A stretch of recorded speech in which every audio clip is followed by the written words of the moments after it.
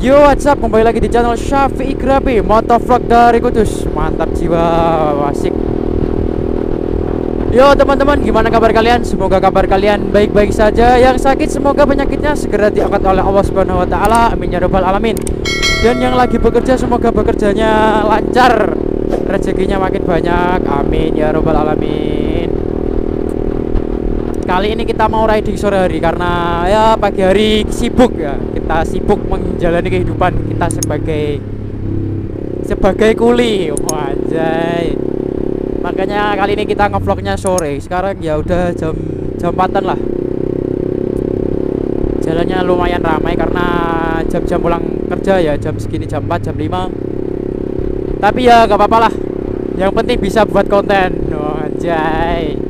Nah, video kali ini aku mau bahas penyakit pada motor ini, motor CBR 150R facelift tahun 2016. Karena banyak dari kalian yang nanya penyakit apa aja yang sering dialami pada motor ini CBR 150R facelift tahun 2016. Ini menurut opini pribadi saya sendiri. Jadi kalau ada yang kurang suka dengan pendapat saya ini ya mohon maaf, karena ini adalah karena ini merupakan opini pribadi saya sendiri.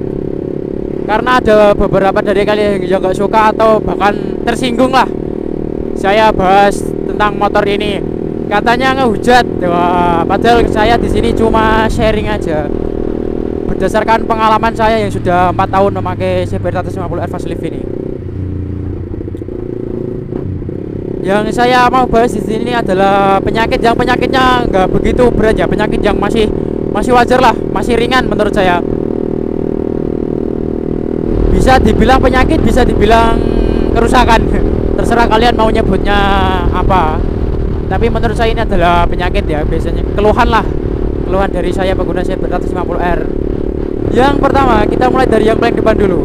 Yang paling depan tentunya adalah bagian moncong depan, bagian windshield atau visor. Nah, ini bagian windshield standar atau visor standar itu kalau kita gas ya, kita gas di RPM 6000 ke atas, nggak usah 6000 lah, 5000 ke atas itu udah geter pol. Setiap geter itu saya coba kencengin lah sampai pol situ, sampai mentok lah ibaratnya, bautnya itu tetap aja masih geter. Entah itu emang lubangnya yang kurang rapat atau gimana, atau kurang presisi ya, entah gimana. Tapi kalau di RPM 5000 atau 6000 ke atas itu pasti getar, pasti, entah kenapa ya. Bukan punya saya aja, tapi ada beberapa teman yang bilang emang visor bawaan CBR 150R itu kalau dibawa lari 5000 RPM ke atas itu getar. Makanya saya ganti pakai windshield aftermarket V2. Tapi walaupun udah diganti windshield aftermarket V2 masih aja getar, tapi ya nggak terlalu lah, nggak seperti yang windshield bawaan atau visor bawaan. Ini lebih mendingan. Nah, yang kedua ini berhubungan sama sambungan bodi. Nah, sambungan bodi ini dari pabrik itu kurang presisi lah menurut saya, kurang presisi, kurang rapat. Jadi ada beberapa sambungan yang dilihat itu kurang manis lah, kurang masuk. Bisa dilihat ini yang bagian depan pojok kiri sama pojok kanan itu renggangnya lumayan jauh, lebih dari 2 mili itu. Kalau solusi yang bodi kurang rapat ini emang nggak ada ya. Kalau kalian ganti pun biasanya tetap kurang rapat gitu, malahan biasanya malah lebih parah lagi. Jadi ya udah dibiarin aja, emang kayak gitu dari sananya. Tapi nggak apa-apa, nggak ngaruh juga. Terus kita mundur agak ke belakang sedikit di bagian ini, di bagian komstir segitiga ini. Di area komstir segitiga ini biasanya sering kendor. Entah punya saya sendiri atau punya orang lain juga, tapi punya saya ini udah kendor beberapa kali. Udah tak kencengin, ini bisa dilihat ada bekas bekas kunci segitiga ini, kunci komstir. Biasanya sering kendor. Kalau kendor itu ciri-cirinya kalau kalian rem mendadak itu biasanya bunyi klak klak klak klak klak klak. Nah, itu biasanya komstir kalian kendor. Kalau kalian udah kencengin tapi masih bunyi kayak gitu, wah itu tandanya biasanya harus ganti komstir. Nah, selanjutnya masih di bagian depan sini ya, masih di bagian depan ini. Di bagian sini di area bodi-bodi yang berbahan kulit jeruk. Entah kenapa semua bagian bodi kulit jeruk ini warnanya itu gampang pudar, gampang kusam. Ini kalau kotor sedikit itu langsung kusam. Terus warnanya itu juga gampang pudar lah. Warnanya itu gampang pudar. Jadi saran aku kalau kalian punya motor ini sebaiknya jangan ditaruh di luar atau ditaruh di bawah terik sinar matahari langsung. Lebih baik ditaruh dalam garasi atau dalam rumah, terus dikasih cover itu loh, kayak cover jas hujan gitu. Ditutupi aja biar ini warnanya ini nggak cepat pudar atau cepat kusam. Karena ini rata-rata semua pasti gitu, pasti pada pudar, pada kusam. Entah gimana cara ngatasinya saya juga nggak tahu. Kalau pengen warnanya pengen lebih bagus lagi, saran saya ya, kalau bisa itu dicat ulang. Tapi dicat ulang ya harus catnya harus benar-benar bagus. Kalau catnya sama aja kayak warna kulit jeruk bawaan pabrikan ini ya mending gak usah. Terus yang selanjutnya kita mundur ke belakang lagi. Kita mundur di bagian jok belakang. Nah, bodi belakang kanan kiri ini kalau menurut saya itu ringkeh ya, ringkeh. Ringkeh itu bahasa Indonesianya apa ya? Ringkeh itu udah patah. Nah, udah patah. Pasti 50% bahkan 70% lah pengguna CBR 150R itu ngeluh di bagian bodi belakang ini yang gampang patah, yang di bagian baut klip plastik. Nah, karena di bagian bodi belakang CBR 150R ini bahannya itu tipis, nggak dibuat tebel gitu. Jadi kalau kalian boncengan gitu, kalau boncengannya cara naiknya nggak bener, pasti dijamin patah. Contoh cara naik yang nggak bener itu naiknya langsung naik gitu aja tanpa naik ke footstep dulu. Biasanya itu langsung patah. Terus kalian kalau turun juga, yang boncengan kalau turun langsung turun aja, nggak naik ke footstep dulu, biasanya langsung patah.